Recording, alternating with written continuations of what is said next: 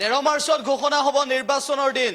নিৰ্বাচনৰ দিন কেতিয়া ঘোষণা হ'ব তাক লৈ চলি আছিল জল্পনা কল্পনা আৰু অৱশেষত 13 মাৰ্চত নিৰ্বাচনৰ দিন ঘোষণাৰ সম্ভাৱনা বিৰাজ কৰিছে।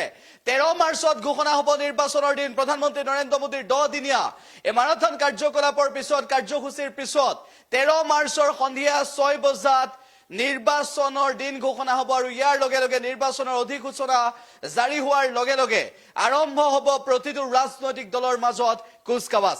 আমি সবিশেষ আপোনালোকক জনাইছো। উল্লেখ যে ৰাজনৈতিক দলসমূহৰ মাজত যিটো সময়ত চৰ্চা হৈ আছিল যে কোনটো দলে কেতিয়া প্ৰাৰ্থী ঘোষণা কৰিব, ইতিমধ্যে ভাৰতীয় জনতা পাৰ্টীয়ে 195 জনীয়া প্ৰথমখন তালিকা প্ৰকাশ কৰাৰ পিছত অসমৰ 11টা সমষ্টিও ঘোষণা হোৱাৰ পৰৱৰ্তী সময়ত বিৰোধীৰ অৰ্থাৎ ইণ্ডিয়াৰ প্ৰাৰ্থিত্ব কেনেকুৱা হ'ব, বিৰোধী ইণ্ডিয়াৰ কেনেকুৱা হ'ব, আসন ভাগ বাটোৱাৰা, সেইবোৰ বিষয়ক লৈ চৰ্চা হৈ থকাৰ সময়তেই চৰ্চালৈ আহিছে যে 13 মাৰ্চত নিৰ্বাচনৰ দিন ঘোষণা হ'ব। 13 মাৰ্চৰ সন্ধিয়া অধিসূচনা জাৰি হ'ব আৰু ইয়াৰ লগে লগে ভাৰতবৰ্ষৰ যি গণতান্ত্ৰিক পদ্ধতি, ভাৰতবৰ্ষৰ যি নিৰ্বাচনৰ নিয়ম, ভাৰতবৰ্ষৰ যি নিৰ্বাচনৰ পৰম্পৰা, এই গণতান্ত্ৰিক বিশ্বৰ বৃহত্তম গণতান্ত্ৰিক গণৰাজ্য ভাৰতবৰ্ষৰ যি নিয়ম নিৰ্বাচনৰ গণতান্ত্ৰিক পদ্ধতিৰে ভাৰতবৰ্ষত সেই দিনটো অত্যন্ত গুৰুত্বপূৰ্ণ হ'ব আৰু লগে লগে লোকসভা নিৰ্বাচন 2024 যিটো দিনে সমগ্ৰ দেশৰ জনতাৰ বাবে, যিটো দিনে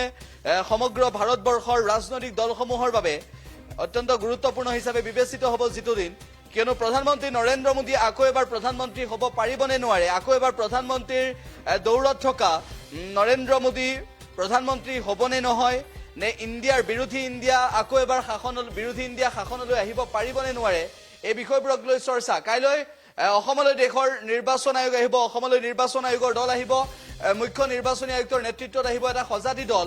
অসমত দুদিনীয়া ভ্ৰমণসূচীৰে এই দলটোৱে অসমলৈ আহিব আৰু যিহেতু অসমত বিহুৰ আগতে নিৰ্বাচন শেষ কৰিবলৈ নিৰ্বাচন আয়োগৰ দলক আহ্বান জনাব মুখ্যমন্ত্ৰী ডক্টৰ হিমন্ত বিশ্ব শৰ্মাই। আৰু লগতে এইটো উল্লেখ কৰিছো যে নিৰ্বাচনৰ প্ৰাক্ষণত এতিয়ালৈকে নিৰ্বাচনৰ দিন কেতিয়া ঘোষণা হ'ব এই বিষয়বোৰক লৈ যিটো সময়ত চৰ্চা হৈছিল, নিৰ্বাচনৰ দিন 13 মাৰ্চত ঘোষণা হ'ব বুলি এইভাবে শেহতীয়াভাৱে চৰ্চালৈ আহিছে যে 10টা দিনত 12খন ৰাজ্যত চৰকাৰী কাৰ্যসূচীত অংশগ্ৰহণ কৰিব প্ৰধানমন্ত্ৰী নৰেন্দ্ৰ মোদীয়ে।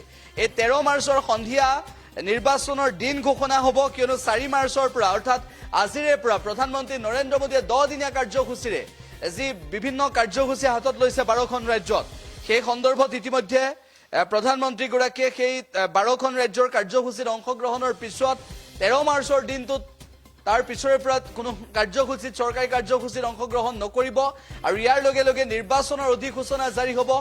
কাইলৈ অসমলৈ আহিব দেশৰ নিৰ্বাচন আয়োগ, সেয়াও আমি আপোনালোকক উল্লেখ কৰিছো। নিৰ্বাচন আয়োগৰ দল আহিব, এটা সজাতি দল আহিব অসমলৈ। অসমত নিৰ্বাচন কেতিয়া অনুষ্ঠিত হ'ব, বিহুৰ আগত নিৰ্বাচন অনুষ্ঠিত কৰিবলৈ সকলোৱে বিচাৰিছে যে বিহুৰ আগত নিৰ্বাচন অনুষ্ঠিত হওক।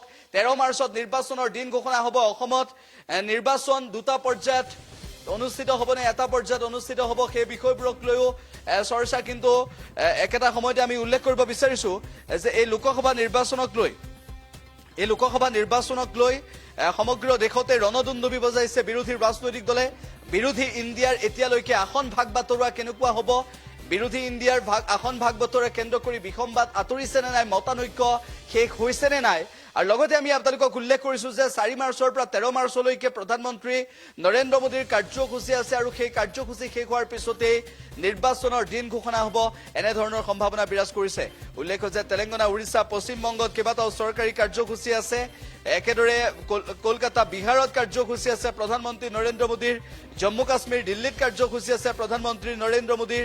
আৰু এই কাৰ্যসূচীসমূহ শেষ হোৱাৰ পিছত প্ৰধানমন্ত্ৰী গৰাকীৰ এই কাৰ্যসূচীসমূহ শেষ হোৱাৰ পিছত নিৰ্বাচনৰ দিন ঘোষণা হ'ব আৰু কাইলৈ অসমলৈ আহিব নিৰ্বাচন আয়োগৰ দল।